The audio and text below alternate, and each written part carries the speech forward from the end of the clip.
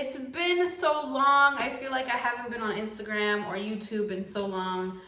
But as you guys know, I was in my last trimester and boy, that was really hard. It was difficult. But I wanted to talk about my birth story. It was hectic. We had to have an emergency C-section. I took a poll on Instagram and 30% of you guys had a C-section. So I feel like that number was kind of high and I was actually pretty surprised to see that number. That just means that I can talk to you guys and we can share experiences and you guys can try, kind of let me know if you guys had the same experience as I did. I'm gonna show you guys a cute little clip of us going to the hospital and during the hospital. We didn't get to vlog because it was an emergency C-section. All right guys, so we are headed to the hospital and it's so weird to see this. I'm hurting really bad right now. Okay. Perfect. Wait. Okay. Sounds wonderful.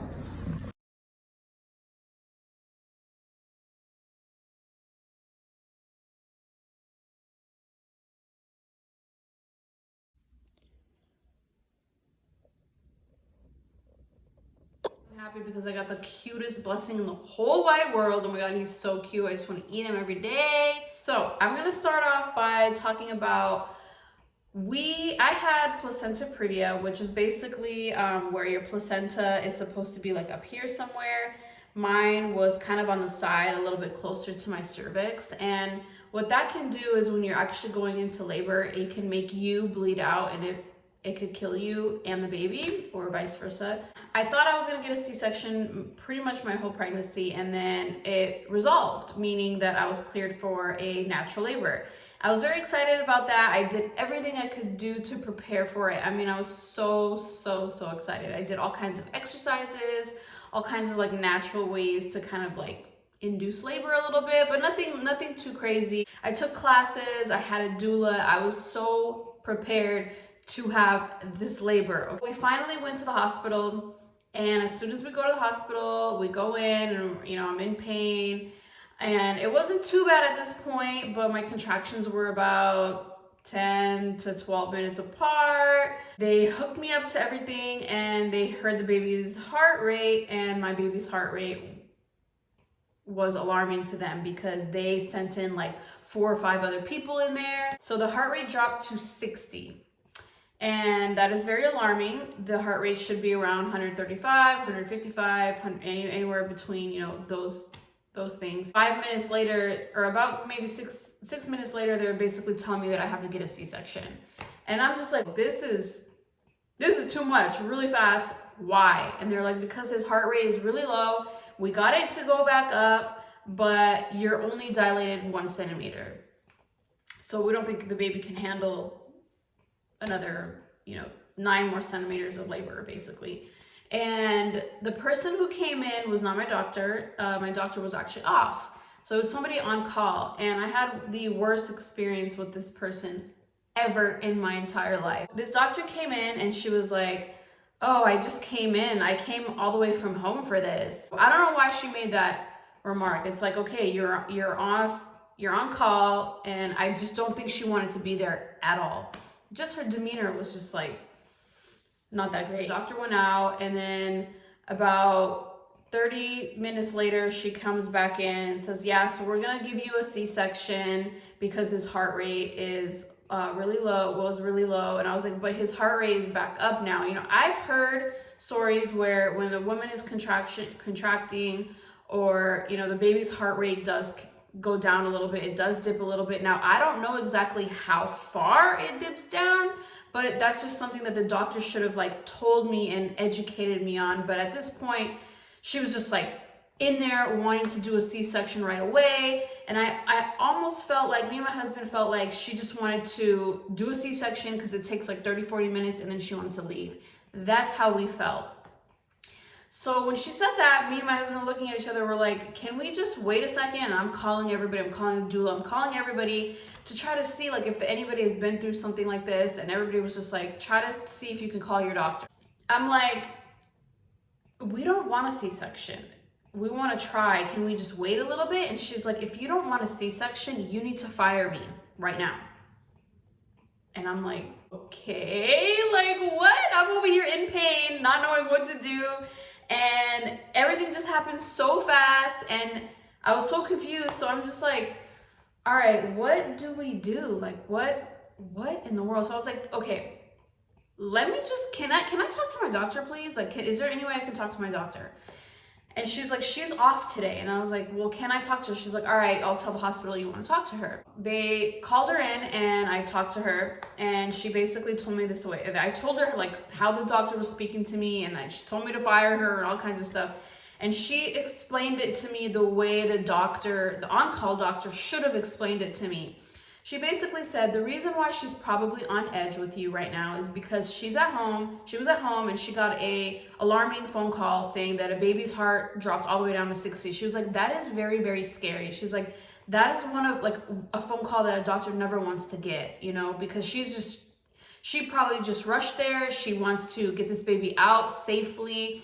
It's a very alarming phone call.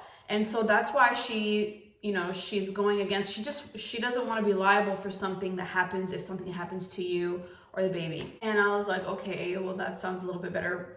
That sounds a little bit more of a better reason to get a C-section, right? At this time, it's been like an hour and a half, and his heart rate has been stable. And so I'm thinking that maybe his heart rate dropped so low because they checked my cervix and I was in a very uncomfortable position.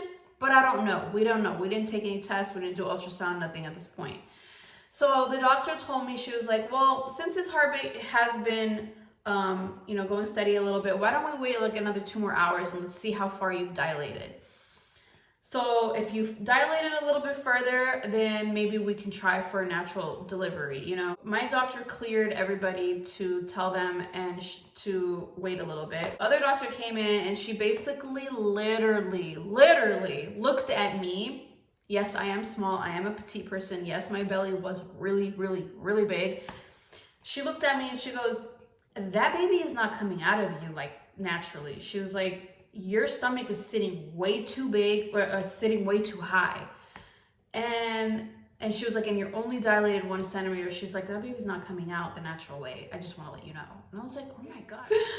I don't know. Her demeanor was just so crazy. She was talking to me crazy, and I was in so much pain. And I was like, oh, just okay, whatever. So I stopped dealing with that doctor, and I had a really tentative nurse. She was very hands-on with us, and she was really taking care of me really well. And I was handling these contractions really well. I feel like I was handling them really well. My husband had a massager, and he was massaging my back every time I had one of those really hard contractions. And at this point, I'm probably in labor for like 8-9 hours, just feeling contractions since 6 in the morning, and it was like around 2 o'clock. So we're waiting for, me and the nurse and my husband are waiting for the ultrasound technician to come and check to see maybe was there like something going on, was my placenta in the wrong place, but what was going on, you know? So we're waiting, and it's about 30 minutes and my contractions are getting stronger. At this point, I'm just like, okay, I need an epidural. So then she finally goes in and checks my cervix again to see if I dilated, because it's been about 2 hours at this point. And I was dilated to 3. And of course, guess what happens? Baby's heart drops again to 60. Now at this point, I'm like, okay, so his heart is dropping only when I'm laying flat on my back and really in a really uncomfortable position, and they check my cervix. So his heart dropped twice when they checked my cervix and when I was laying in a really bad position. At this point, everybody's like C-section. Everybody's like C-section. But then they're like, okay, we're gonna talk to your doctor again, see what she says, see what she thinks, if we should do a C-section on you or not. She was like, because you are dilated, maybe we can do natural birth. At this point, I'm just like, give me an epidural, because my contractions were hurting. All of a sudden, in 5 minutes, they're like, okay, we all decided we're gonna do an emergency C-section, and your doctor is actually on her way right now. She lives really close. So I was just like, oh my God. At this point, I'm just like kind of like really, really, really deeply in pain. And I was just like, shit, like, I can't believe I have to get a C-section. Like, my head wrapped around C-section and then natural delivery, and then at the end I had to get a C-section anyways. So they rushed me into the OR and they gave me the spinal block, and when I tell you that spinal block was really weird, like they gave it to my back, and like my legs started to like twitch and stuff, and it was really, really weird, but it completely removed my contraction pain and I was really happy at this point. So spinal block numbs you from the waist down, and I think he gave me too much because they laid me flat, they got my husband dressed and he came in. And they laid me flat, and then he was like, you might start feeling a little bit nauseated, like you want to throw up. I instantly, as soon as he said that, I started like spitting out spit on the side of my mouth. And I was like, I feel it, I feel it. So then he gave me some other medicine to calm the nausea down. And then he was like, okay, now you're going to start shaking. You might start shaking. And when I tell you guys, I was like this. I was like, okay. Like, that's how I felt I was acting. And then after birth and after we had our baby, I asked my husband, I was like, babe, was I shaking like this? He was like, yeah. He was like, I thought you were going to die. Like, I literally thought you were going to die. It was so nerve-wracking. Everything happened so fast. It was so scary. My husband has a video of it. I can't show you guys because my stomach is literally open, okay? They are doing what they're doing, and then all of a sudden they're like, okay, you're gonna feel like you can't breathe, so we just need to take some deep breaths. I don't know what they were doing, but I literally, like, I feel like they were pressing down on my lungs, and that's when I couldn't breathe. I was like, oh my God, I'm dying. So I was breathing, and it all happened so fast. Like, he was out really quickly. And all of, like, the only thing that I could really hear and trust was, like, my husband. Like, he was just there, and he was, like, right by my side, holding me. And all of a sudden, I hear him go, oh, my God, babe, he's really, really cute. And as soon as he just said that, all of my worries, all of my pain, everything just, like, melted away. I didn't care about anything. Like, did not care about nothing. And he got to get up and go with them, and they did whatever they were doing, and then I heard him cry. And then they brought him over to me, and I got to see him, and then they sewed me back up, and I was freezing, and then we went to it was like a golden hour time where they brought my son to me, and like they put him on my breast. I wasn't really producing anything but like colostrum. Which is a very small amount of fatty milk, basically, which is like really good for the baby. But that was our birth story, okay? And it was crazy hell, but of course it was all worth it. But I still don't know if I could have had a chance for natural delivery or not, because I read stories like my baby's heart stopped and they still had natural delivery. They had natural labor. You know what I mean? Like, you always hear a really crazy, hectic story when it comes to birth. And I don't know if the hospital that I just went to is just all about, C-sections. My doula did tell me that the rate of theirs is like 30 or 40% C-section rate. So I understand doctors want a healthy baby and a healthy mama. And I just want to know if any of you guys have ever been through something like this, with a heart rate. Tell me a little bit about your C-section story. Why did you guys have a C-section? Why did anybody, if you know anybody who had a C-section, why did they have to have a C-section? This is always going to be in my mind. And when I tell you the recovery for the C-section is really, really difficult, it was really difficult for me because when I was in the hospital, they give you pain medicine every 4 hours. Then they send you home with pain medicine that only lasts for about 5 days, not a week. I took that pain medicine and I was still in really bad pain. Like, you can't cough, you can't sneeze, like you can't even get up, you can't even really hold your baby. Like, it is like really, really, it hurts really bad. Leave me some comments. Let me know your guys' birth story. I am sad about my birth story. I'm really sad. Of course, I'm happy because I got the cutest blessing in the whole wide world. Oh my God, he's so cute. I just want to eat him every day.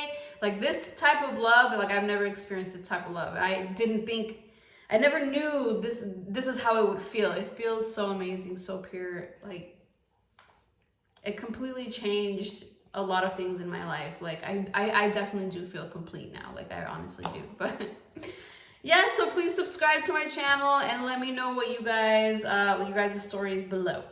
Mwah.